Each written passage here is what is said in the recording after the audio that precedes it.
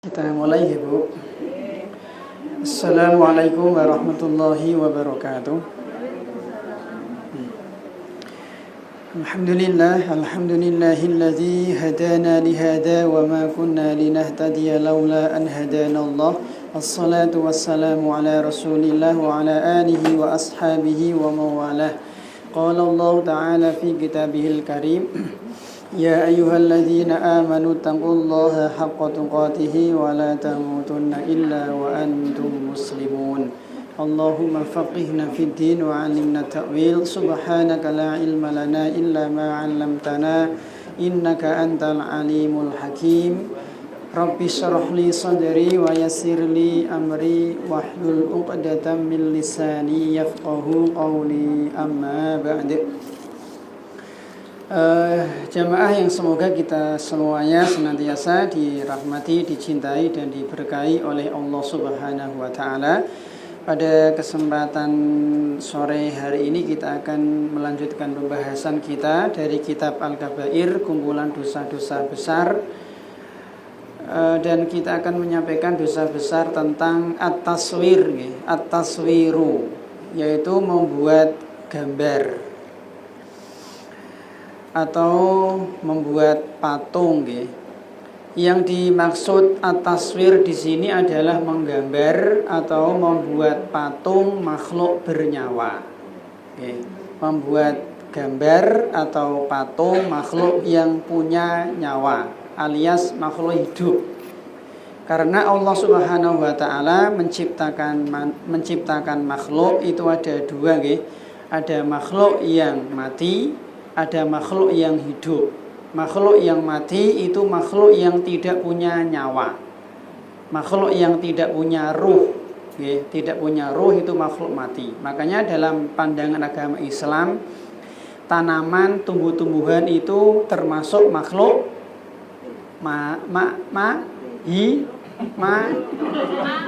dalam tanaman, tumbuhan, Bu. Wit mangga, pohon pelem, podo ya.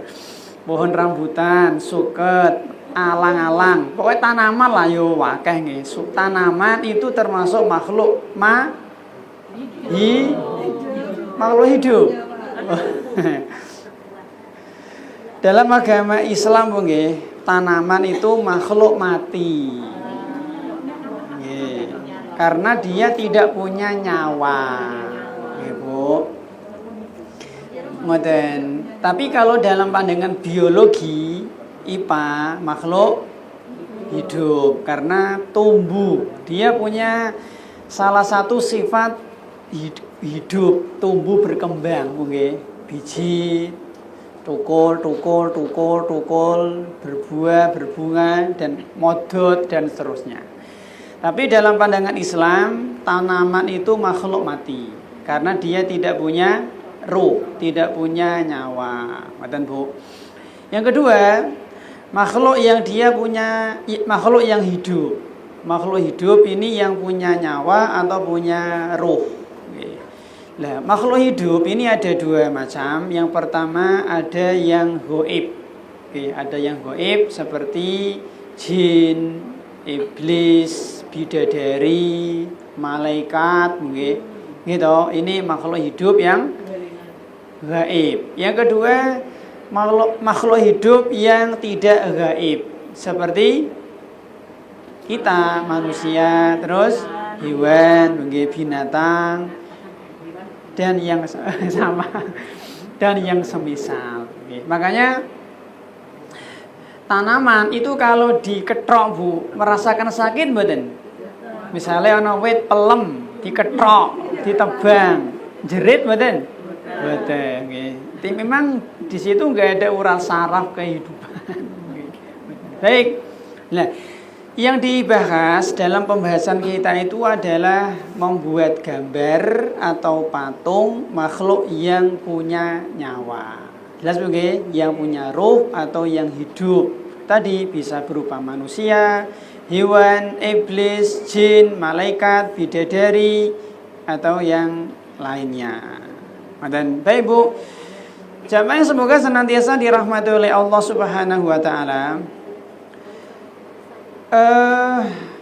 Surah nggih. At-taswir itu artinya menggambar.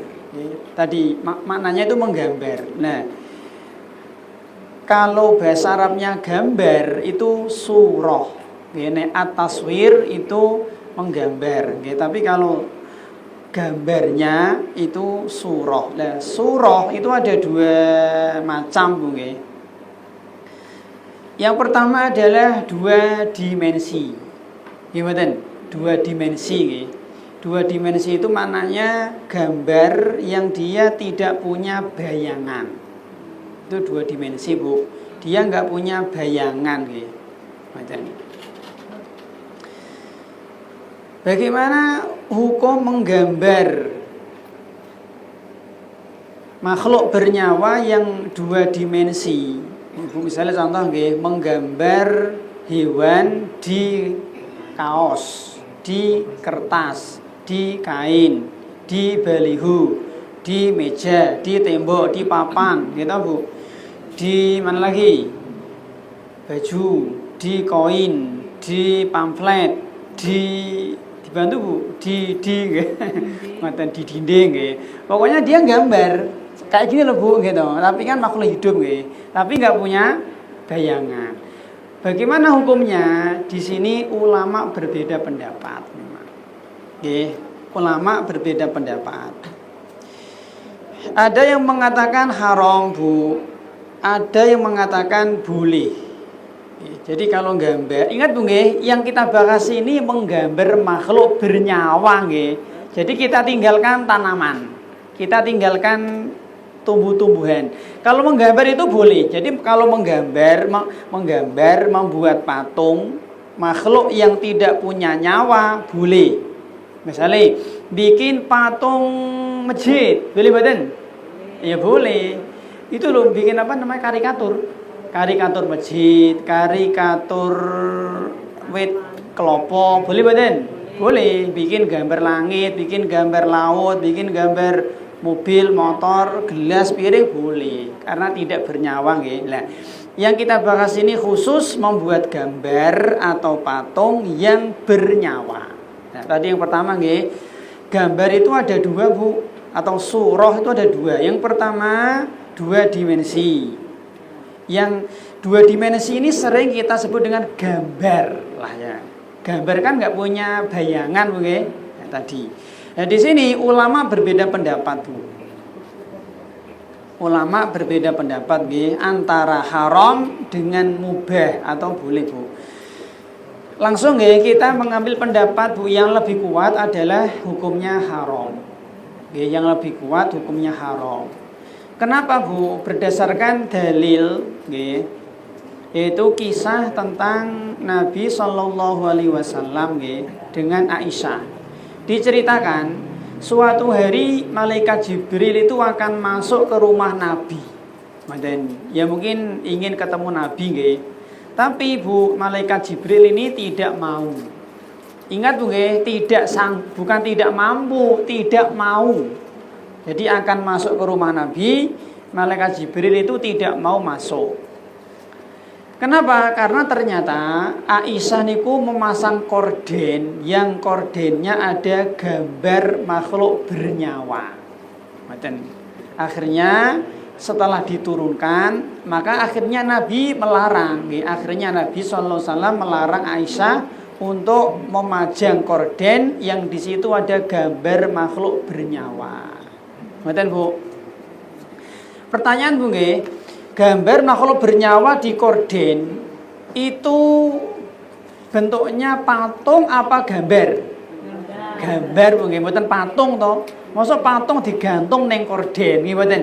Berarti kan gambar di korden itu berapa dimensi? Dua dimensi.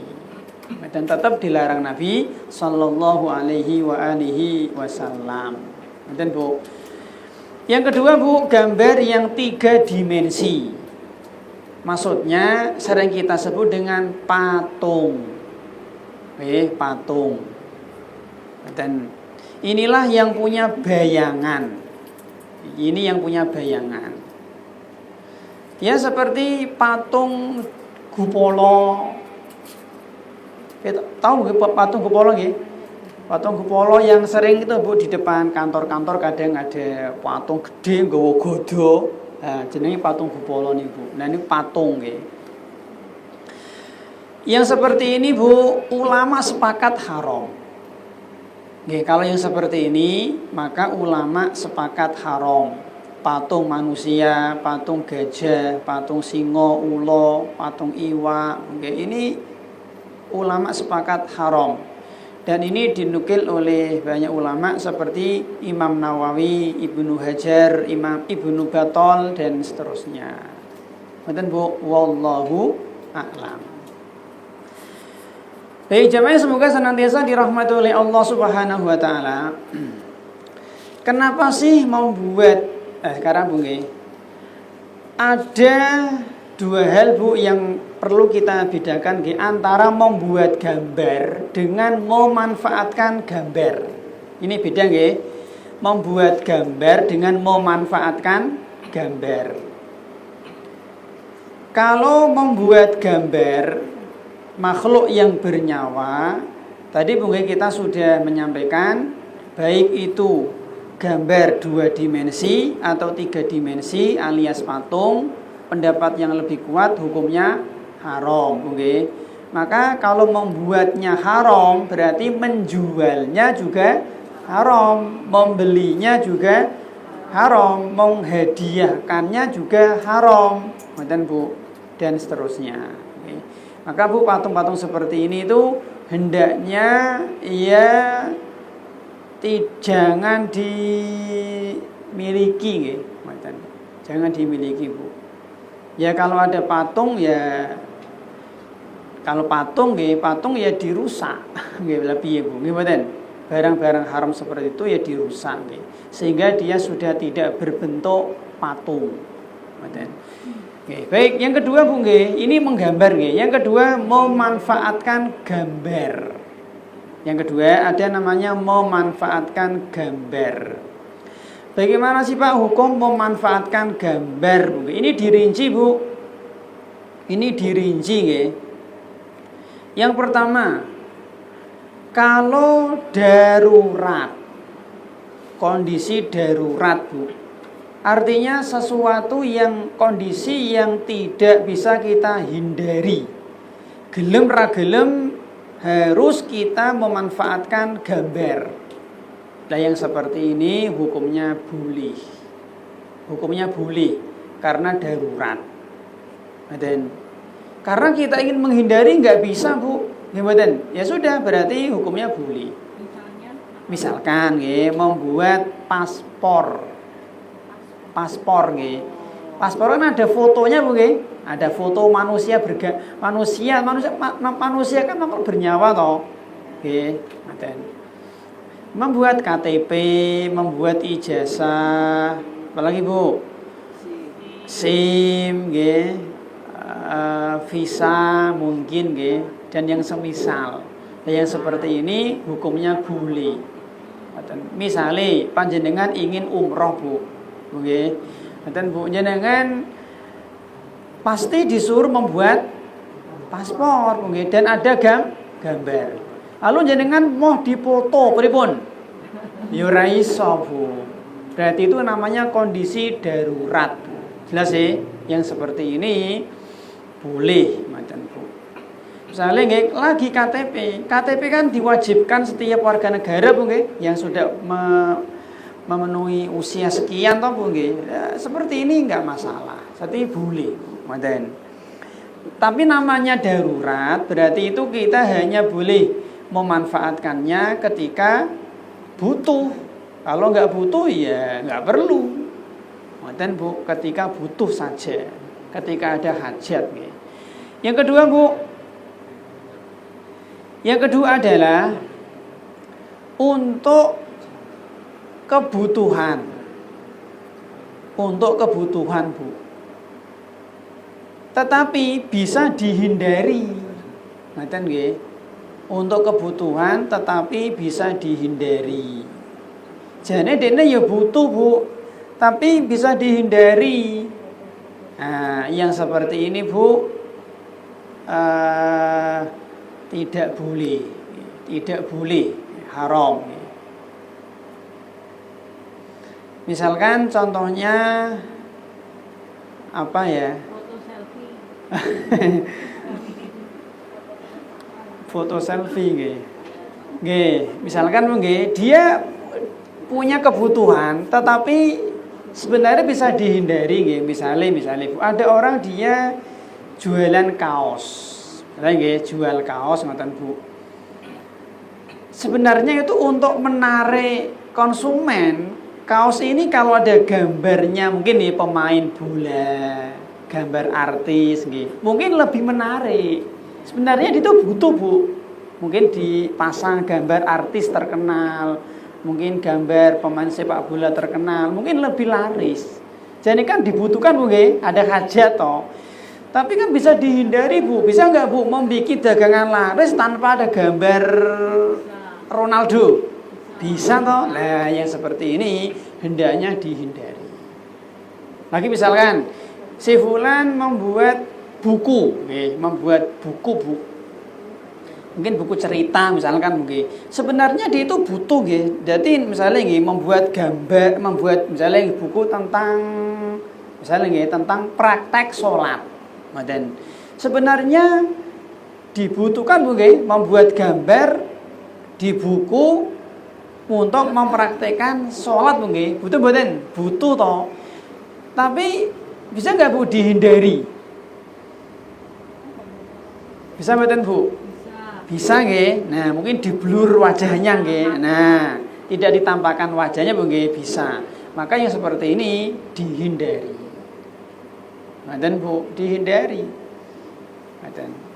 Misalnya malah nggih buku IPA, buku IPS, ya buku-buku yang lain lah. Kalau memang bisa dihindari, ya dihindari. Kalau nggak bisa, soal lain tadi berarti darurat. Nek bisa dihindari, maka lebih baik dihindari. Manten Bu. Kalau nggak bisa dihindari Pak, ya misalnya contoh mungkin misalnya Bu, jenengan ingin membeli tabloid. Tabloid di sini tata cara masak. Di situ kan ada gambar orang masak mungkin, entah koki, entah perempuannya, bahkan banyak gambar nih Bu, gambar orang. Jenengan membelinya boleh, karena jenengan kan nggak bisa menghindari Bu. Bu, aku beli tabloid cara masak tapi tanpa gambar. Wah, raono. Kabeh ono gambare, ya sudah. Jelas mungkin. Ngoten. Lah nek misale ana tabloid cara masak tanpa gambar, yang kita pilih. Tapi kabeh ngono Mas, ana gambare ya sudah. Ngoten. Misale mungkin koran nggih, seperti Suara Merdeka. Kita kan butuh beritanya Bu nggih. Ngoten. Boleh enggak kita membeli Suara Merdeka? Karena lha ono gambare, iya, bisa enggak jenengan sama pabrik ono? Kan Suara Merdeka tapi tanpa bisa ketika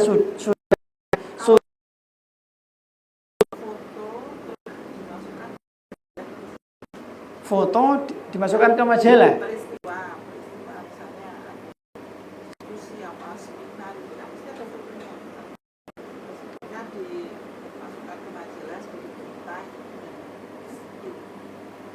Berarti kan nempel nggih.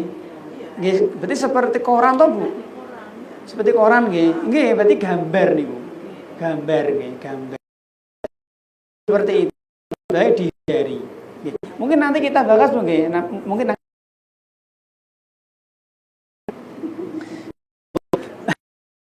termasuk nih Bu, gambar orang di ada nggak Bu?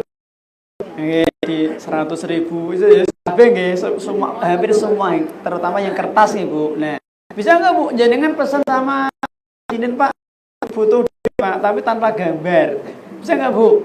Nggak bisa Bu. Ya sudah, yang seperti ini insya Allah kita yang mau memanfaatkan gambar seperti ini tidak dosa. Yang membuat kan bukan kita Bu nggih. Yang membuat uang kan bukan kita toh. Kita kan memanfaatkan toh. Nah, yang seperti ini kita tidak dosa. Dan memang kita butuh Bu. Coba di sini Bu, saya butuh duit angkat tangan. Kabeh butuh duit gitu. Kita semua butuh duit mungkin. Yang ketiga Bu, sekarang Bu, memanfaatkan gambar. Yang ketiga Bu,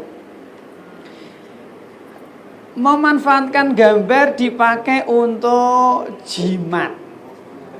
Untuk jimat atau untuk ngalap berkah, tabarukan. Nggih. Bahkan untuk kesyirikan. Nah, ini jelas Bu, ini syirik malah nggih. Jadi gambar kiai, gambar tokoh tertentu, ngoten Bu. Gambar syekh tertentu dipajang, dijadikan sarana untuk tabarukan nggih. Ngoten Bu, atau dijadikan jimat. Pokoknya Mas, kalau warungmu ana gambare Mbah Yai iki laris. Nah, berarti gambar ini sudah ganti fungsi menjadi jimat penglaris. Jatuhnya Bu, syirik kecil. Syirik kecil lebih gede dosane daripada dosa besar. Ngoten Bu. Dosa syirik kecil itu dosanya lebih gede daripada dosa besar. Mas, pokoknya Mas, kalau rumahmu ada fotone Wali Songo Mas, ra bakal kebakaran misalnya Bu, ra bakal kemalingan ngoten. Nek tokomu iki lho ana gambare Sunan Bonang lho, ra bakal dirampok misalnya Bu. Ngoten iki berarti gambar Wali Songo berubah fungsi menjadi jimat. Jatuhnya syirik kecil. Nonton Bu. Yang berikutnya Bu, di antara memanfaatkan gambar Bu untuk diagungkan, dimuliakan. Yang seperti ini haram. Tidak sampai syirik Bu, tapi haram. Beda Bu antara hukum haram dengan hukum syirik Bu nggih. Ngoten Bu. Zina niku syirik napa haram? Haram. Jelas sih. Meyakini Nyi Roro Kidul bisa mengatur hujan. Syirik napa haram? Syirik otomatis haram. Nah, ngoten Bu. Syirik pasti haram, haram belum tentu syirik. Ngoten Bu nggih. Jadi ada orang Bu nggih, dia itu memanfaatkan gambar, mungkin ya tokoh-tokoh tertentu, ibu-ibu, tapi bukan untuk apa ya Bu, bukan untuk tabarukan, cuma diagungkan. Ini jatuhnya haram. Bisa nggak Pak sampai jatuh syirik? Nggih saged Bu nggih. Tapi hukum asalnya haram nggih. Tapi kalau sampai derajat dia mengagungkan seperti menyembah nggih, ada unsur penyembahan dan dia ada unsur ketundukan, ya bisa sampai derajat syirik. Ngoten Bu. Yang terakhir Bu, memanfaatkan gambar Bu nggih untuk dinikmati. Ya, untuk kenang-kenangan lah Bu. Ngoten nggih Bu, untuk dinikmati, untuk kenang-kenangan Bu nggih. Misalnya contoh Bu, foto wisuda. Nah, gitu, foto manten. Foto apa lagi? Acara tertentu tadi seminar Bu nggih. Lah ngoten niki Bu. Seperti ini boleh enggak Pak? Lah kalau dia itu dicetak, Bu nggih, kemudian dipajang, ini yang terlarang, Bu. Lah sih, dicetak, kemudian dipajang, ini yang terlarang. Tapi kalau cuma difoto tok, nggih, difoto tok, kemudian disimpan di flash disk di komputer, nggak dicetak, cuma di HP tersimpan. Artinya Bu bisa dilihat nek dibutuhkan. Jelas sih. Jadi misalnya contoh nggih di HP. Nek Bu misalnya nggih foto manten. Kok pengen lihat mantennya dulu, ya sudah dibuka. Selesai di HP dimatikan kan sudah nggak kelihatan toh. Yang seperti ini ulama memang berbeda pendapat juga Bu. Boleh atau tidak boleh Bu nggih. Kalau kita lihat fatwa-fatwa dari para ulama Ahlussunnah masalah foto mencetak hasil foto kamera itu memang berbeda pendapat. Pendapat Syekh bin Baz, Syekh Albani, Syekh Shalih Fauzan tetap nggak boleh tetap nggak boleh. Ya kita hargai termasuk juga pendapat Lajnah Daimah ini tidak boleh. Yang kedua membolehkan seperti pendapatnya Syekh Utsaimin, Syekh Shalih Al-Luhaidan, Sayyid Sabiq, Syekh Khalid Al-Muslih, Syekh Sa'ad Al-Khoslan ini membolehkan karena tadi ini tidak sama dengan gambar tidak sama dengan gambar. Jadi menggambar itu menurut beliau itu tidak sama dengan memfoto. Menggambar itu tidak sama dengan memfoto, Misalnya ada orang, misalnya contoh si Fulan ini wajahnya itu berminyak, jelas berminyak. Ketika dijebret foto, itu wajah yang berminyak itu ketut ke foto nggak Misalnya kita ulang. Si Fulan misalnya si Fulan wajahnya ono tompel. Ketika difoto, tompel ikut ke foto mboten? Ikut. Sekarang yang kedua, si Fulan wajahnya berminyak. Jelas berminyak. Ketika difoto, minyaknya ketut mboten? Tergantung kameranya. Tergantung kamera yo. Oh, tergantung kamera. Oh, tergantung kamera. Oh, ngono yo. Tergantung HP-nya. Aduh, kalah aku. Ya wis, Sekarang mau tak ganti. Ini foto, ini foto. Sekarang si Fulan. Si Fulan dia di wajah punya tompel. Jelas ya? Kemudian digambar atau dilukis di kertas. Pertanyaan tompelnya ketut ke gambar mboten? Ketut ya, ketut. Yang kedua, Fulan wajahnya berminyak. Ketika digambar atau dilukis, minyaknya ketut terlukis mboten? Ndak. Apa tergantung sing kelukis? Nah, tadi kan tergantung kamera ya. Kalau ini kan tergantung yang melukis mungkin.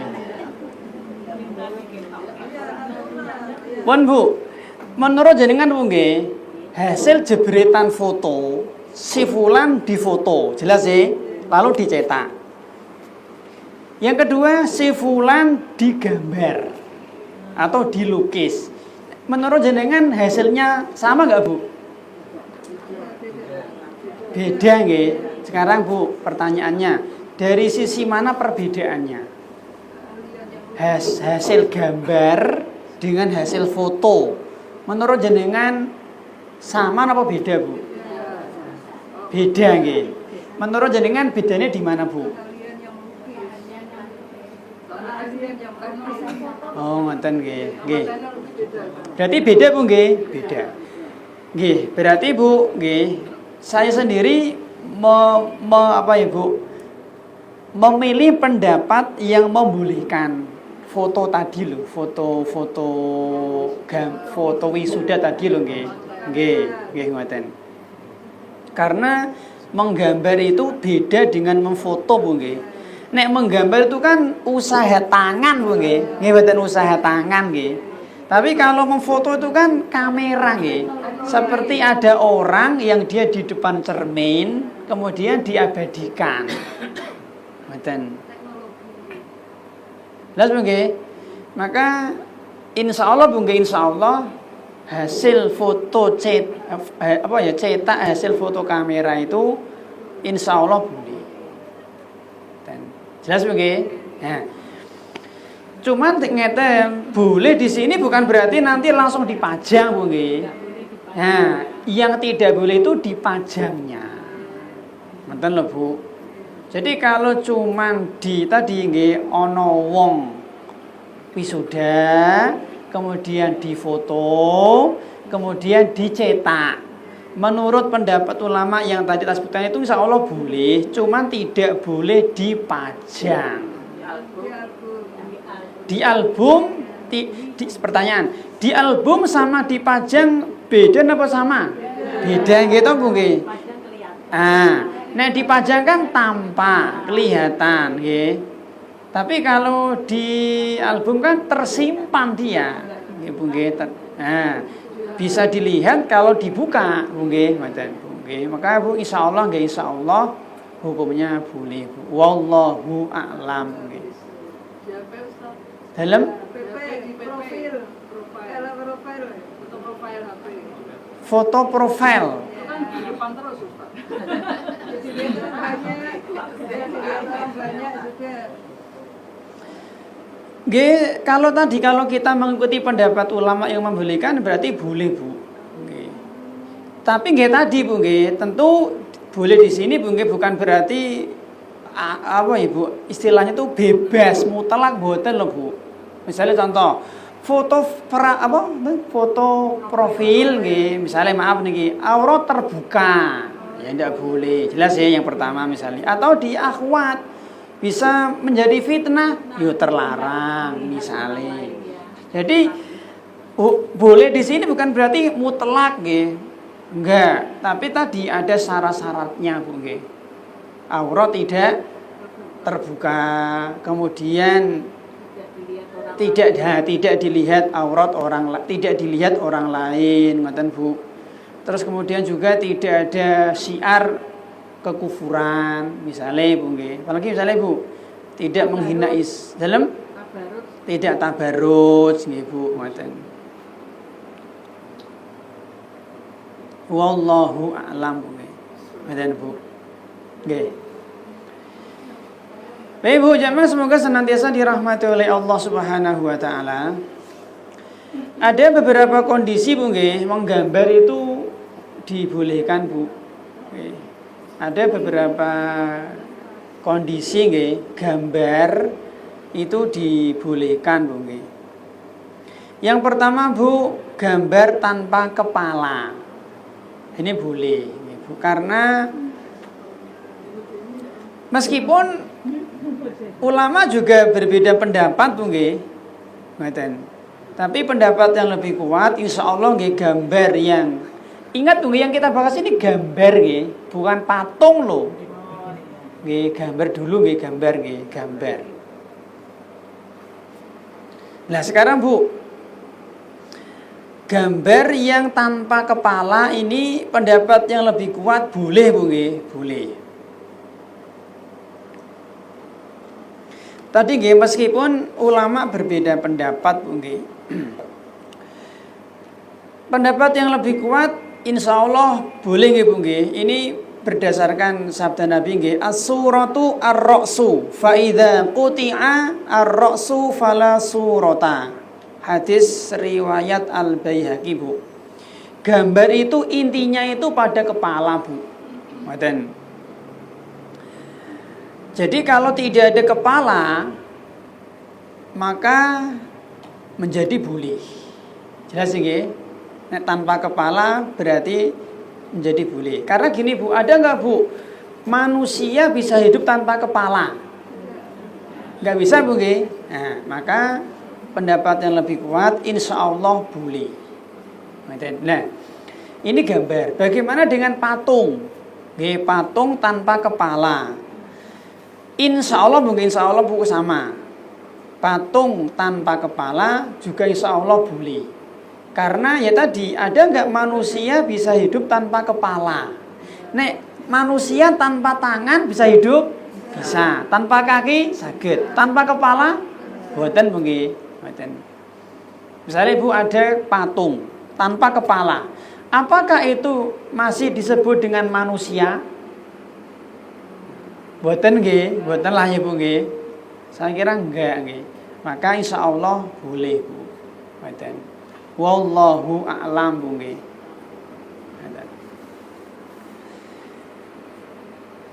Ini yang pertama nggih Bu, tanpa kepala. Yang kedua Bu, gambar itu dibolehkan nggih Bu.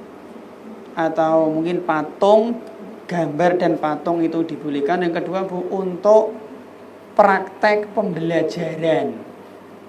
Untuk praktek pembelajaran. Ini insya Allah Bu dibolehkan nggih. Ada sebuah kaidah Bu nggih, yusmahu fi dirasati ma la yusmahu fi ghairiha. Ditoleransi sesuatu itu untuk proses edukasi pendidikan, tetapi tidak ditoleransi untuk selainnya. Jadi ngeten Bu, sesuatu yang awalnya itu sebenarnya tidak boleh. Tetapi kalau untuk dalam rangka tujuannya, maksudnya untuk pendidikan, menjadi boleh. Contoh misalnya ngeten. Misalnya gini begini. Zikir atau doa dilakukan. Oke, zikir atau berdoa, membaca sholawat dilakukan. Kan boten pareng toh? Boleh nggak Bu? Ya boleh. Misalnya nggih ndonga. Rabbana atina, misalnya ini nggih fid dunya hasanah wa fil akhirati hasanatan wa qina adzabannar. Apa ini Bu? Doa atau Bu? Doa. Tapi kan dilakukan toh Bu nggih. Nah, hukum asalnya mboten pareng Bu. Jelas sih? Tetapi kalau untuk edukasi, untuk mengajari anak-anak TK bendang cepet apal, insya Allah boleh. Ngeten niki contoh. Ngeten. Misalnya malah nggih Bu, zikir. Misalnya apa ya? Misalnya nggih zikir Asmaul Husna. Gitu. Ya Rahmanu ya Rahim. Ya Maliku ya Kudus ya Jabbaru ya. Oh.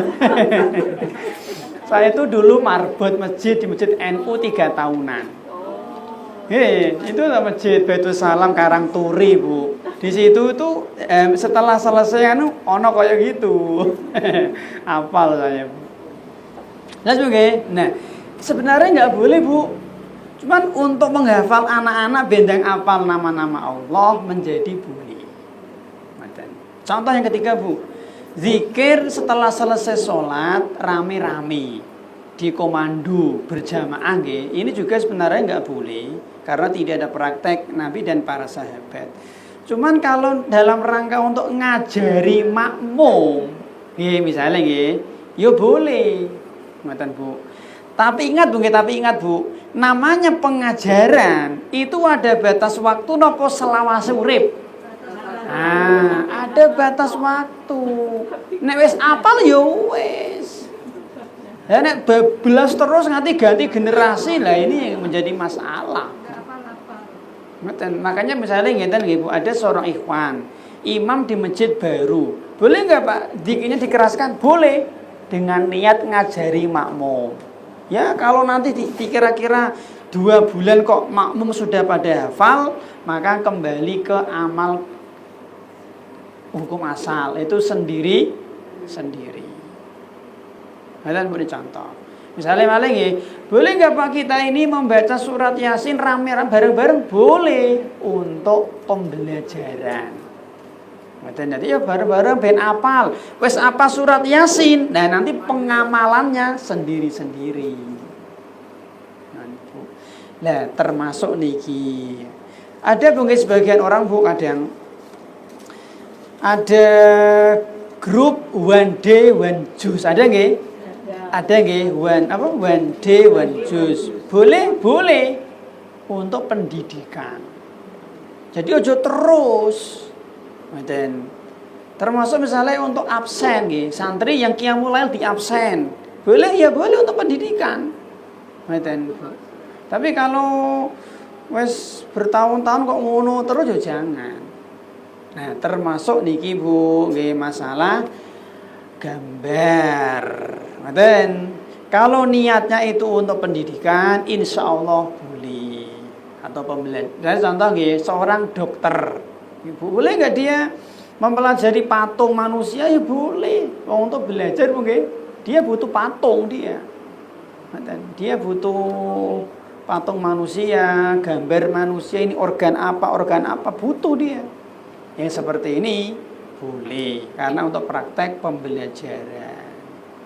Nanti Bu, wallahu a'lam bishawab. Nanti Bu. Kalau saya salah mungkin, kalau saya salah Bu, dalam semua pengajian saya, kalau saya salah saya siap untuk disalahkan dan siap untuk rujuk ke dalil. Jelas sih? Tak ulang. Untuk semua pengajian saya, kalau saya salah membahas sholat, bahas apalah nggih, misalkan kok saya keliru, saya diingatkan dan saya siap untuk kembali ke dalil. Nanten Bu. Nggih.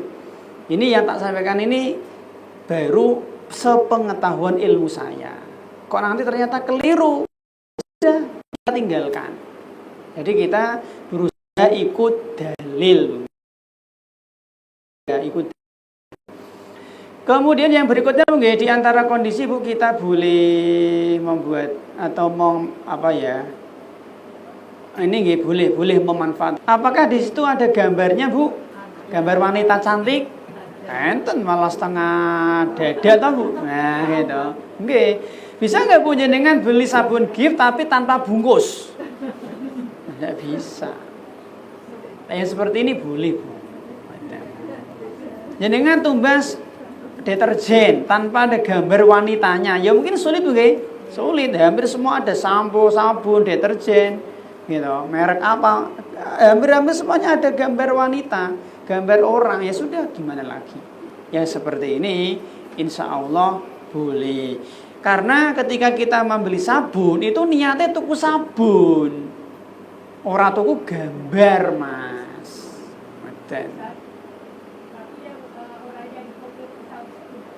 Dalam nggih haram Bu, dosa. Haram nggih Bu. Bintang filmnya atau modelnya toh ya dosa niku, haram enggak boleh Bu. Bisa jariah malah.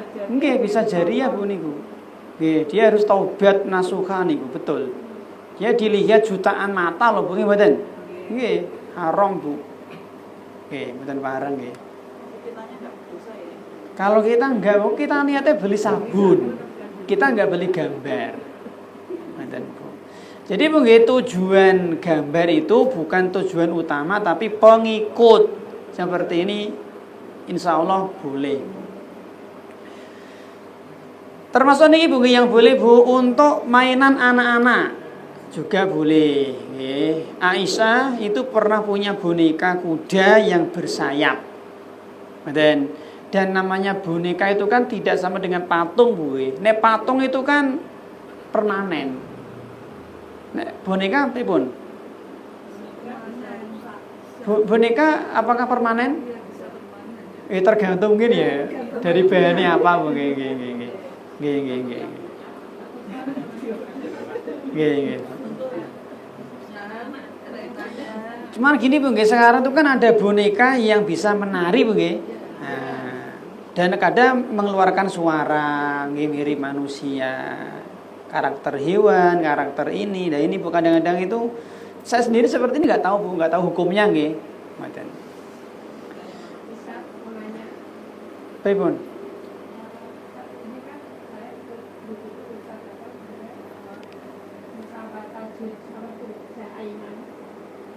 Bukunya kan ada gambarnya beliau besar itu.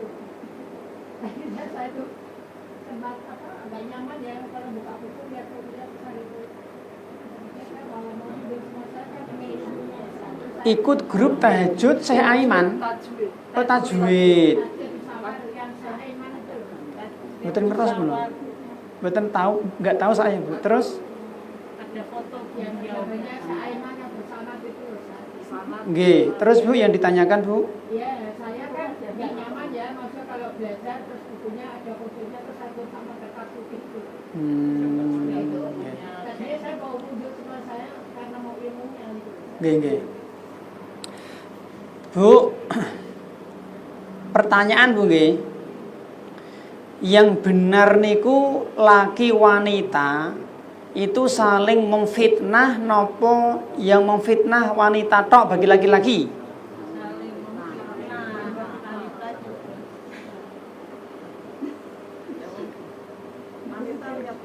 Yang memfitnah niku laki-laki memfitnah wanita atau gini. Satu nggih satu. Wanita bisa menjadi fitnah bagi laki-laki. Dua. Laki-laki bisa jadi fitnah bagi perempuan. Tiga. Laki dan wanita sama-sama bisa terfitnah. Bisa mboten? Bisa. Berarti gini Bu nggih nun sewu. Sebagaimana laki-laki bisa terfitnah dengan kecantikan wanita, sama wanita juga bisa terfitnah dengan kegantengan laki-laki. Misalnya contoh tadi nggih, jenengan ikut tajwid mungkin tajwid. Saya ganteng Bu, masih muda ganteng. Jenengan misalnya umure 80 tahun, mungkin nggak terfitnah Bu? Mungkin loh. Nah, mungkin Bu. Jelas nggih? Mungkin terfitnah karena laki perempuan itu saling memfitnah Bu. Jadi jangan disangka yang bisa memfitnah itu hanya wanita. Ngoten Bu. Misalnya malih ini gampang cetrok Bu. Jenengan ikut pengajian Bu nggih. Sing ngisi ustate masih muda, ganteng. Kayak wong Arab lah, kayak sapa ya Mas? Sesudes. Misalnya Bu, apakah jenengan dalam hati ada sesuatu? Pasti. Selama jenengan wanita normal pasti. Kok ngono Pak? Iya. Loh yang bilang kan Nabi sendiri Bu. Meskipun jenengan pun sepuh. Ngoten. Karena tadi laki wanita itu ada setrum ibu-ibu. Nggih, ngoten. Nek mboten percaya, takon guru-guru niku lho, guru-guru lanang Bu, mengajar SMP laki-laki, kelas laki dengan kelas perempuan beda sama? Beda. Oh, kula nanti ngrasake soalnya. mesti beda Bu. Saya masuk di kelas di SMP kelas wanita dengan masuk di kelas SMP laki-laki beda. Lebih betah di wanita. Bener. Kadang mas bel jam teh kadang-kadang nggak pengen metu. Nah ini kenyataan. Nah sih, ya mungkin orang aku dewe, mungkin juga kabeh. Dan makanya mungkin dulu di pondok saya itu dulu ustadz yang belum menikah tidak boleh mengajar di kelas perempuan. Dulu pas di pondok saya, dan pondoknya dipisah jauh. Beda kota, jauh sekali antara pondok putri dengan pondok putra. Ngoten Bu. Jangankan SMP nggih, mengajar anak SD nggih kelas 6, kelas 5, masih ketok ayu Bu. Nggih mboten. Beda ngajar kelas loro, tah cimpling-cimpling, beda. Beda. Makanya dulu saya itu bilang sama anak-anak yang perempuan yang sudah besar nggih, kelas 4 ke atas lah, kalau kamu dipanggil ustadz ke ruang guru sendirian jangan mau, harus dengan teman. Bahaya Bu, mesti anak setrum. Jelas nggih? Pasti ini Bu. Kiai-kiainya sepuh-sepuh juga kesetrum. Nggih. Ini kenyataan Bu. Mesti ustadznya mesti betah ngajar pedo. Itu mesti Bu. Langsung nggih. Baik jemaah, semoga senantiasa dirahmati oleh Allah Subhanahu wa taala nggih Bu. Nggih, makanya Bu kalau ditanya Bu nggih, Pak, boleh enggak sih seorang wanita itu menghadiri kajian ustadz Bu seperti ini Bu nggih, tanpa hijab Bu? Memang jane ini bukan yang terbaik. Jane bukan yang terbaik Bu. Yang paling bagus itu memang kita enggak melihat. Itu yang paling bagus memang. Saya dulu pernah ngalami itu di Geraha Wahid Bu. Tapi sebentar. Sekarang juga sudah dibuka lagi. Dulu pernah dikasih tutupan full. Itu. Dulu. Nah, sekarang sudah dibuka lagi. Ya saya nggak tahu mungkin. Wallahu a'lam. Tapi kalau kajian nggak lihat ustadznya. Memang tidak enak nggih, betul. Memang tidak enak. Nggih, memang tidak enak. Nggih. Memang betul, Bu. Saya nggak pernah ngaji di Blitar itu ada hijabnya Ustaz. Kalau perempuan kalau tanya itu pakai tulisan. Ditulis. Nggih. Ya mau kan nanti usul sama Mas Adit. Nggih. Manten. Begitu ya Mbak. Nggih, Bu. Memang ya seperti itu, Bu. Nggih. Memang kita ini sebenarnya ya mengaku salah tapi belum 100%. Kita mengakui, Bu. Nggih, kita mengakui. Saya dulu, Bu, pertama ngaji isi pengajian salaf nggih, itu 2013-an. Itu pertama kula ngisi pengajian di masjid niki to, Masjid Pelamongan, tempatnya Mas Muslim nyuting. Pelamongan Mas ya? Lamongan ya, Masjid Muhajirin. Nah, itu perdana kula ngisi di situ. Sampangan, nggih Sampangan. Nggih Sampangan, nggih 2013-an. Kitab Usul Salasa nggih. Itu sampai meninggal Bu ketua pengajian ini Bu Zudi namanya nggih. Nah, itu sebenarnya itu yang ingin mengisi bukan saya, Bu. Yang diminta itu ustadz saya. Cuman beliau itu tadi, beliau kalau ngisi kok langsung seperti ini nggak mau. Guru saya nih, Bu. Akhirnya saya yang diminta. Sekarang kata beliau takut terfitnah sama ibu-ibu. Pak Ustadz enggak ya? Podo jadi Bu. Nggih, sama Bu sebenarnya sama. Sama Bu. Jelas Bu nggih. Coba misalnya Bu nggih ada ustaz Bu nggih ada guru laki-laki Bu nggih. Dia punya murid SMP Bu perempuan, curhat mesti seneng. Jadi maaf ya Bu nggih, maaf. Ngobrol sama lawan jenis itu lezat loh Bu.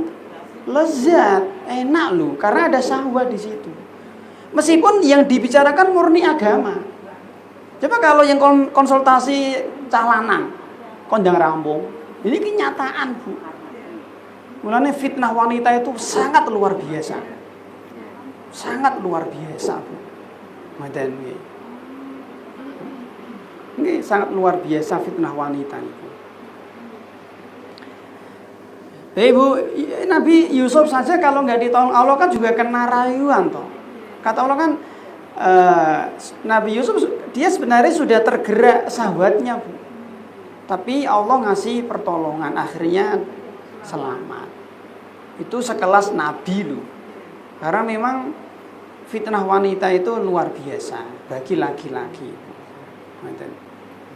Jadi kalau ada jamaah, ada ustadz, kok dia ngobrol lama sama jamaah perempuan kok lama, mesti ada kelezatan. Itu mesti itu.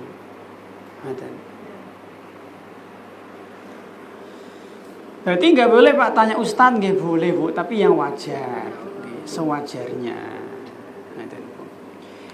Hei Bu, yang hampir jam 5 Bu. Sekarang kita masuk pembahasan berikutnya Bu, yaitu tentang kenapa menggambar itu dilarang Bu. Apa sih Pak sebab, alasan, ilah membuat gambar atau makhluk yang bernyawa itu dilarang? Sebenarnya Bu, jawabannya gampang Bu. Apa? Ya terserah Allah. Dan jane Bu. Kenapa? Karena dunia ini semua kan milik Allah Bu. Maka terserah Allah. Allah mau bilang ini halal, haram, boleh, nggak boleh, ya terserah Allah Bu. Cuma di sini Bu kita akan menyampaikan Bu. Kenapa kok dilarang Bu? Yang pertama Bu, kita percepat Bu. Hampir jam 5 Yang pertama, karena gambar atau patung niku menjadi wasilah menuju kesyirikan Bu. Dia menjadi sarana untuk berbuat kesyirikan.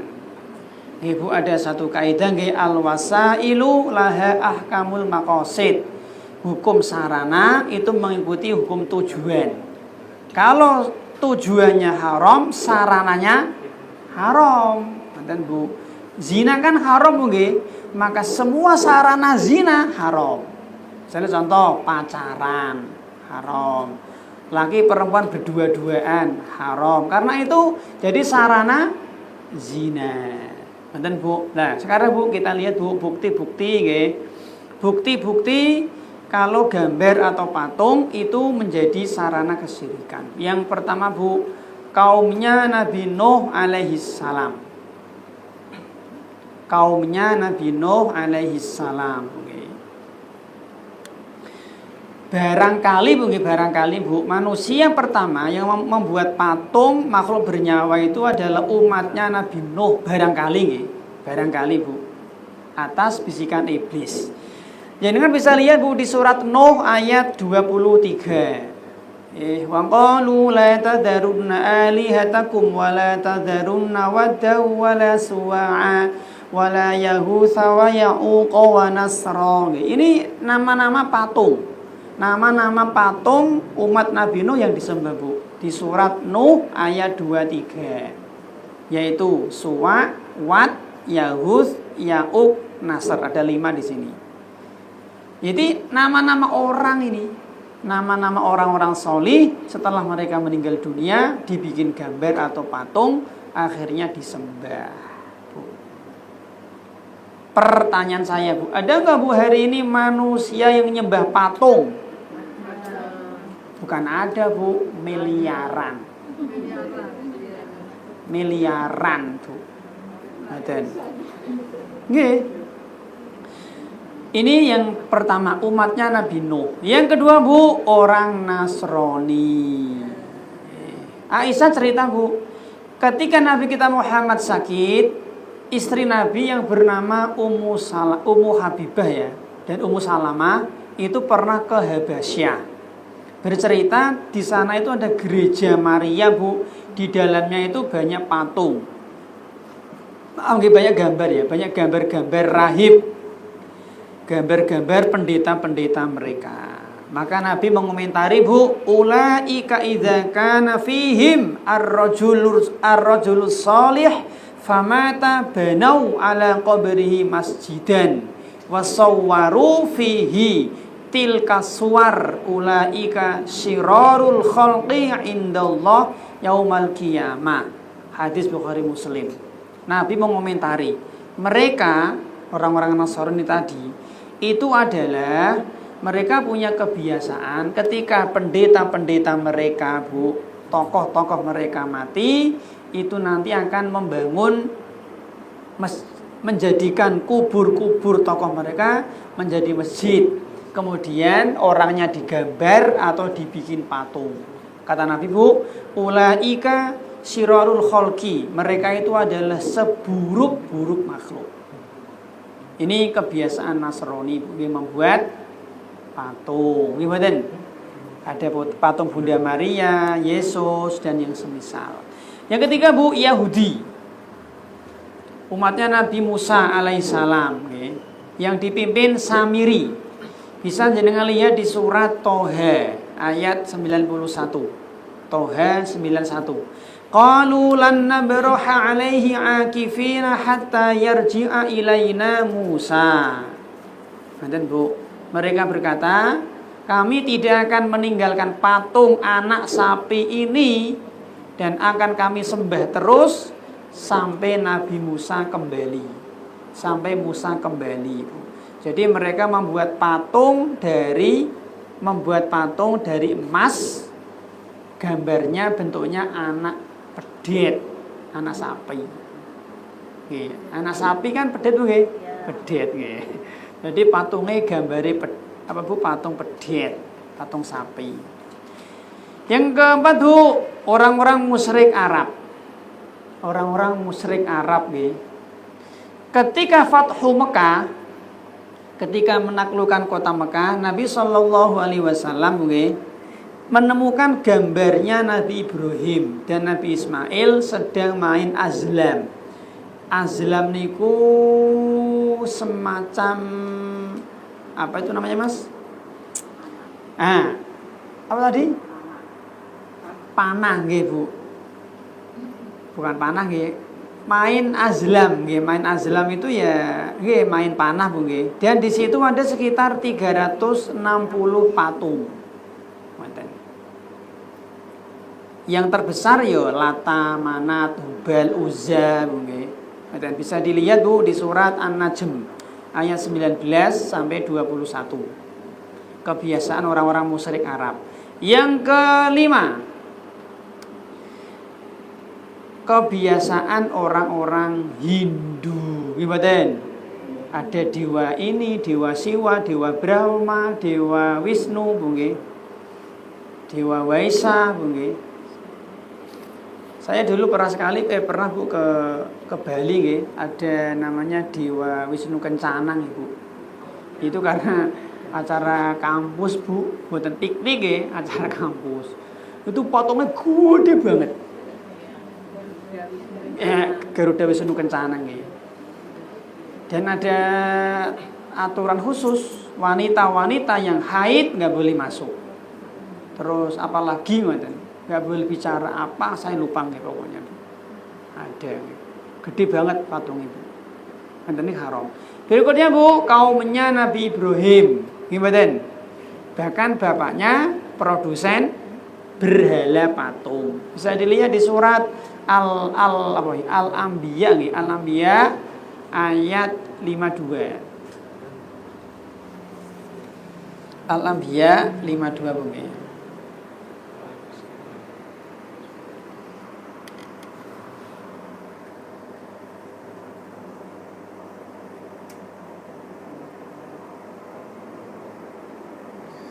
Kemudian berikutnya ibu-ibu orang Buddha Bu. Orang Buddha, ada patung Buddha. Begitu termasuk ini di candi-candi nggih Bu. Di candi-candi di situ kan isinya ya reca arca patung Buddha. Kemudian lagi Bu, orang-orang Syiah. Orang-orang Syiah itu Bu juga suka dengan gambar dia. Bahkan sebagian mereka itu ketika sholat kadang menaruh gambar tokonya di depan dia. Ya Bu, Syiah. Kemudian juga mungkin Sufi ekstrim. Ya, Sufi ekstrim ini menjadikan foto yai-yai mereka, ya mungkin mursyidnya, yainya, Ibu. Tadi kadang dijadikan jimat. Nggih. Nek jenengan lihat ada rumah kok kadang gambar akeh Bu nggih. Gambar Habib, kiai, wali songo, kadang akeh saya pernah kok ki omong kok koyo gambar kenal ya Allah. Kalau dia meyakini sebagai jimat tadi nggih Ben, kalau tempeli gambar itu rumahnya anti maling, anti kebakar, ini jadi jimat, syirik kecil. Jelas ya? Tapi kalau cuma dipajang tok Bu, nah ini yang terlarang. Ya ini Bu, memajang foto kiai itu lebih berbahaya daripada memajang fotonya pemain sepak bola. Kok ngono Pak nggih? Kalau memajang foto yai tadi terkadang ada unsur ketundukan, ada unsur pengagungan, kultus. Kadang mungkin kadang mungkin nggak berani nunjuk Bu, karena kualat, takut kualat dia. Jadi nunjuk itu rawani kadang. Atau mungkin kalau dia lewat mungkin nunduk-nunduk Bu, padahal gambar loh. Jelas ya? Jadi kalau melewati foto Mbak Yai kadang-kadang dia santun. Atau mungkin dia nggak berani bicara bengak-bengok. Jadi nek di ruang itu kono gambare Mbah Yai itu, dia nggak berani cengang-cengingis. Ngoten, nek guyu gak wani cekakaan Bu. Ngoten. Atau mungkin ngeten Bu nggih, dia itu merasa diawasi sama foto itu. Ini malah syirik akbar niki. Jadi seolah-olah itu foto ini maha melihat. Jadi dia itu maaf nih, kadang tidak beri telanjang di depan kiai itu. Padahal foto. Ini bahayanya Bu. Jadi memajang foto kiai itu lebih bahaya daripada masang fotonya sinten Mas? Messi, Ronaldo, bintang film. Kenapa? Karena memajang foto kiai ini bisa sampai derajat syirik Bu. Kultus tadi. Jelas Bu nggih? Ngaten.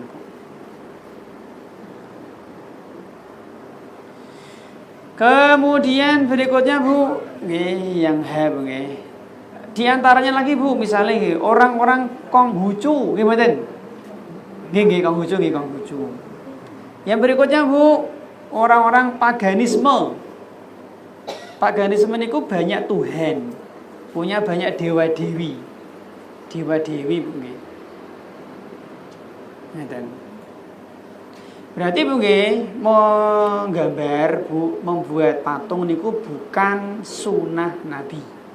Bukan sunnah para sahabat, bukan sunnahnya orang-orang soleh, tapi sunnahnya orang-orang toleh. Jelas sih? Nek Nabi sahabat kan orang-orang soleh toh Bu.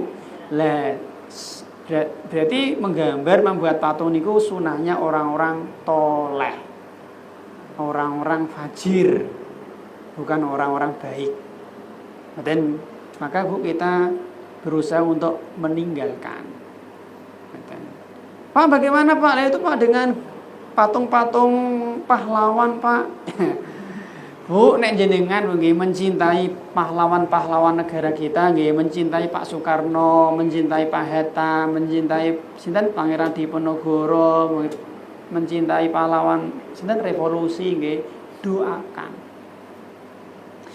Doa itu bukti terbesar kalau kita mencintai mereka. Pertanyaan Bu, kira-kira wong sing gawe patung Bung Karno, patung sapa ya? Jenderal Sudirman, patung Diponegoro, apakah pernah mendoakan? Ya aku nggak ngerti, Bu. Ya, aku juga nggak tahu. Ya mungkin ketone ya ora mungkin ketone gitu. Ketone mungkin. Jadi nek nggih ngeten lho, Bu. Kalau aku ditanya nggih, wahai Subhi, apakah kamu cinta pahlawan? Saya cinta toh, mungkin mboten. Itu otomatis, Bu. Enggak usah takok, Mas.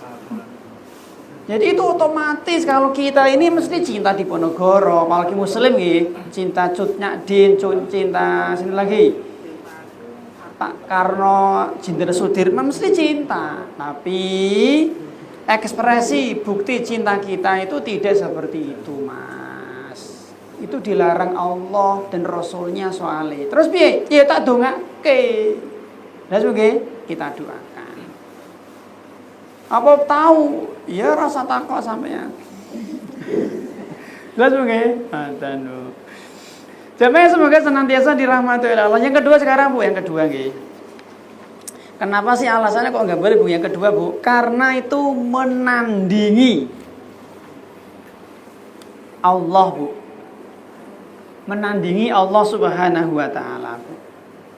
Dan ini bentuk tidak sopan, tidak berakhlak, tidak beradab kepada Allah Subhanahu wa taala. Salah satu nama Allah itu Al-Musawwiru. Tak ulang. Salah satu nama Allah adalah Al-Musawwiru, zat yang maha membentuk. Maka Bu, tidak boleh kita membuat taswir tadi. Jangan bisa mendapatkan kata musawwir itu seperti di surat Ali Imran 16 nggih atau Ghafir 64. Ali Imran 6 atau Ghafir 64. Kata Allah, "Huwallazi yusawwirukum." Nah, ini dialah Allah yang membentuk, Bu. Menggambar, membentuk. Wa sawwarakum fa ahsana suwarikum. Dialah Allah yang telah menggambar dengan sebaik-baik gambar, membentuk. Al-Musawwiru.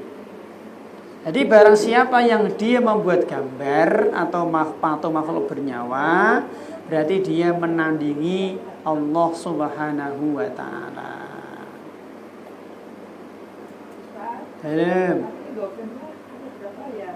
Dalam Ghafir 64 Bu.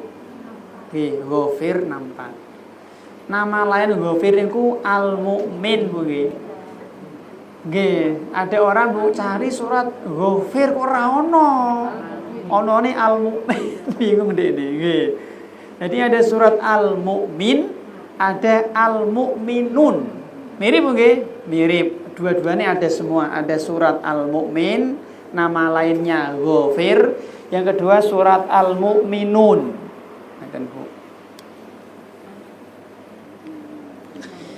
Nabi kita Muhammad bersabda begini, "Annallaha wa rasulahu harrama bai'al khamri wal maitati wal khinziri wal asnam." Hadis Bukhari Muslim. Allah dan Rasulnya itu mengharamkan menjual atau membeli khamr, bangkai, babi, dan patung. Berarti membuat patung haram, membelinya, menjualnya, menghadiahkannya, warisannya. Misalnya si fulan dia tukang patung, mati, maka patung-patungnya tidak boleh diwariskan. Dan ya terus gimana Pak? Ya dihancurkan.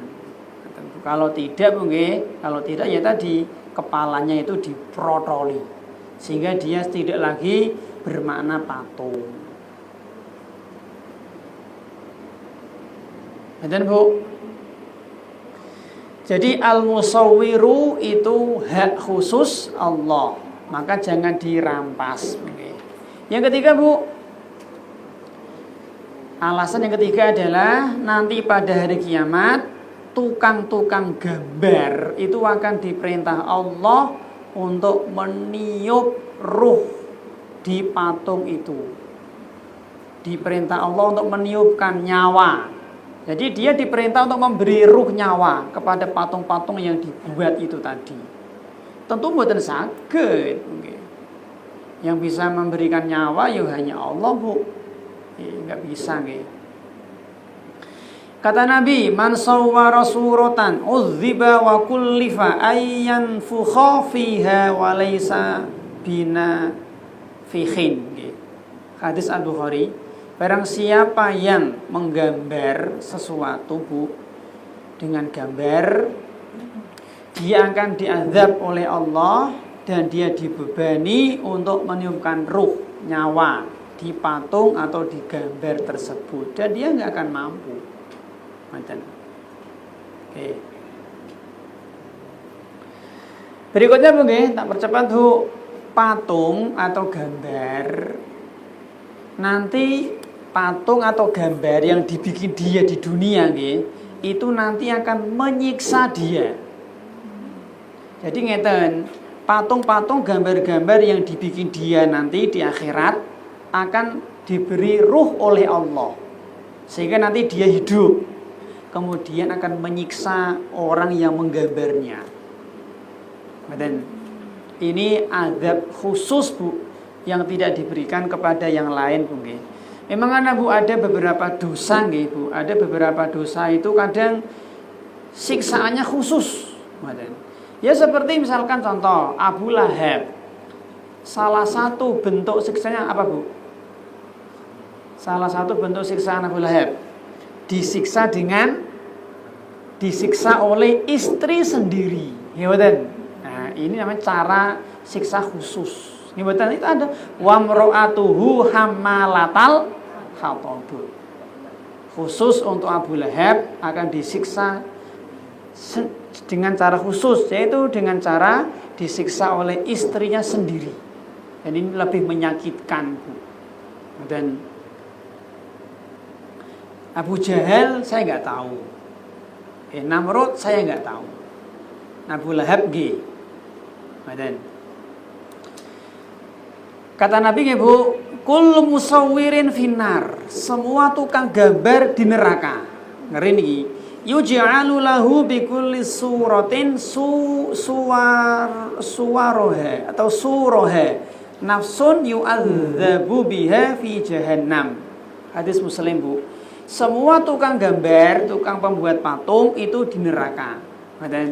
Dan semua gambar-gambar yang pernah dibikin di dunia akan diberi Allah ruh atau nyawa untuk menyiksa dia. Artinya semakin banyak gambar patung yang dibikin, maka semakin banyak juga gambar patung yang akan menyiksa dia. Ya kalau dia berprofesi sebagai tukang patung Bu, bendino gawe patung, ya sudah resiko itu. Resiko. Dia nggak tahu hukumnya Ustaz. Kalau nggak tahu hukumnya Bu, ini ya tentu dirinci Bu. Yang pertama Bu, Dia nggak tahu hukumnya ini ada yang pertama nggih, dia benar-benar nggak tahu. Padahal sudah usaha. Artinya dia sudah belajar nggih. Dia sudah berusaha ngaji sana, ngaji sini, ngaji sana, ngaji sini. Tapi bertahun-tahun ngaji ustadz kiai ini nggak pernah bahas masalah gambar dan patung. Sehingga dia nggak tahu. Jelas ya? Jadi dia setiap Jumat ya mendengarkan Jumatan, tapi khotibnya nggak pernah bahas patung. Orang seperti ini semoga dimaafkan. Ada uzur dia, Bu. Yang kedua, tidak ada usaha untuk tahu. Tidak ada usaha untuk belajar. Cuek, Bu. Bahkan kalau ada pengajian yang bahas masalah gambar, tutup telinga dia, nggak mau hadir. Jelas sih? Nah, yang seperti ini tetap berdosa dia. Dan bungis dan Bu sekarang itu semua ilmu, semua saran untuk belajar sangat mudah. Gimana? Nah, makanya Bu kalau sekarang ada orang kok ndak tahu riba haram, musik haram kebangetan loh. Sekarang loh, zaman 2025 loh. Tak ulang kalau hari ini ada orang yang tidak tahu haramnya riba, haramnya musik, haramnya jimat. Saya kok menyangka orang seperti ini kok nggak punya uzur di hadapan Allah, Bu. Neng Semarang loh. Kecuali sampai neng Amazon, Mas. Neng hutan kono Kalimantan. Iki neng kota Semarang loh kok sampai ra ngerti hukum riba haram iki piye sampeyan iki. Wong pengajian yo sak parak-parak. Jelas Bu nggih? Kajian sak nggon-nggon misalnya Bu. Ngaten. Sekarang itu sarana ilmu luar biasa, Bu. Kemudian yang kelima, Bu, malaikat rahmat tidak mau masuk ke rumah yang di situ ada patung atau gambar dan anjing. Kalian, Bu. Ingat, Bu, tidak mau loh. Bukan tidak bisa ya. Malaikat rahmat tidak mau masuk. Bukan tidak bisa loh, bisa tapi tidak mau. Kenapa? Di situ ada anjing, patung atau gambar. Ustaz, saya mau nanya, ada yang bilang kalau gambar itu tidak sempurna, misalnya hanya kepalanya saja, tidak penuh oleh. Tadi Bu, kalau tanpa kepala nek tanpa kepala insya Allah boleh tadi sekarang kepala tok Pak. Nah, betul, kepala tok tanpa badan Bu. Orang lukis foto-foto di pasar-pasar itu kan. Bu, di sini ulama berbeda pendapat, Bu. Ulama juga berbeda pendapat kalau kepala tok Bu. Kepala tok tanpa badan Bu. Kan ngeten Bu, tadi sudah kita sampaikan Bu inti gambar itu kan di kepala di wajah Bu di wajah Bu. Untuk hati-hati jangan atau diblur lah Bu, diblur Meskipun kepala tanpa badan apakah bisa hidup? Ya ndak juga Kepala tanpa badan ya ora iso urip, badan tanpa kepala enggak bisa urip Cuman untuk hati-hati Bu meskipun itu kepala tok Bu untuk hati-hati tetap enggak usah Bu badan Wallahu alam. Kayak gitu mungkin Bu jenengan tanya kepada yang lebih alim Bu. Karena ini mungkin masalah ini Bu, masalah kontemporer Bu. Masalah kontemporer Ustaz, tapi itu kan kalau realitanya kan sekarang kajian-kajian di YouTube itu kan mayoritas ustadznya kan wajahnya tampak ya Ustaz. Kan kalau menghindari kayak fitnah yang tadi ibunya bilang gambar setnya itu bisa terfitnah, itu bagaimana Ustaz? Karena mayoritas kita kan melihat kajian secara online lewat YouTube kan ustadznya kan kelihatan. Nek misalnya jenengan melihat ustadznya ganteng, jenengan terfitnah ya aja didelok. Didengarkan saja. Kan gini Bu nggih, orang kan nggak sama Bu nggih. Sekarang misalnya gini Bu. Pertanyaan Bu nggih. Boleh nggak sih wanita melihat laki-laki? Boleh mboten? Nggih. Kalau kita lihat di zaman Nabi Bu nggih, di zaman Nabi nggih. Wanita itu ya seperti kita nggih. Artinya bermuamalah nggih. Nabi juga terkadang membuka pengajian ibu-ibu. Nabi juga terkadang ditanya sama ibu-ibu, wonten Bu. Kalau itu masalah itu mungkin kembali ke pribadi nih. Dan kedua tergantung juga ustate. Dan ustate guaneng kaya Syekh Sudes ya mungkin terfitnah nggih. Dan nek ustate pesek apa ya mungkin enggak. Jadi nek ngeten kuncine nek jenengan terfitnah, berarti jangan dilihat.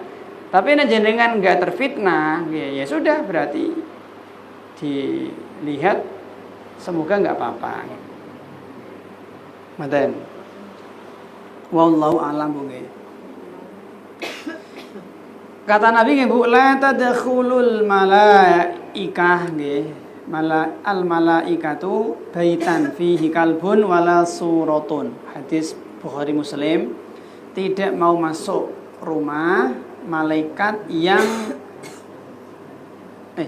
tidak mau masuk rumah Bu nggih, yang di dalamnya itu ada anjing dan gambar.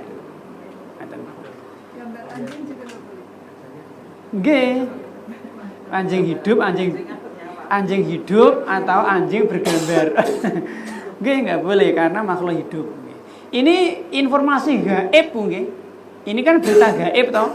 Maka tugas kita ya samina wa ta'na, wajib beriman. Kedua, nggak usah tanya. Ketiga, tidak usah minta bukti. Jelas ya? Ketika ada berita gaib seperti ini dari Nabi, kita nggih ya Rasul, gitu aja. Nggih, nggak usah minta bukti, nggak usah nggak tanya, nggak usah.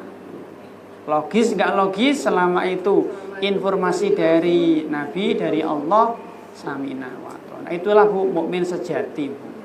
Kenapa? Karena informasi Nabi, tidak mungkin Nabi salah. Tidak mungkin Nabi bohong Bu. Nek Nabi salah berarti Allah salah. Mungkin nggak Allah salah Bu? Ya mungkin Tuhan salah Bu. Nggak mungkin, nggak mungkin Tuhan keliru ibu-ibu. Tapi kalau ini untuk malaikat rahmat tapi kalau untuk malaikat maut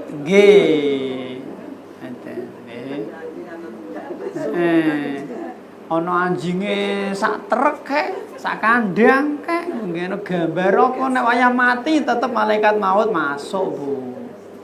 Ini malaikat rahmat ibu-ibu. Maka mungkin kalau punya anjing Bu jangan taruh di rumah. Boleh nggak Pak punya anjing? Boleh kalau ada hajat syar'i untuk berburu, untuk jaga ternak, jaga kebun boleh Bu. Tapi dia tempatkan sendiri, jangan ngumpul bercampur sama kita. Dan Bu. Termasuk Bu gambar gambar tadi gambar wisuda. Gambar manten, foto kaji, foto apalagi umroh, kalender kalender ono gambare to, gambar makhluk bernyawa nggih Pak. Dan Bu dihindari Bu. Berikutnya Bu yang keenam Bu nggih. Kurang tiga. Menyia-nyiakan harta Bu. Ya, menyia-nyiakan harta Bu. Manfaatnya apa Bu gambar seperti itu? Manfaatnya apa coba Bu?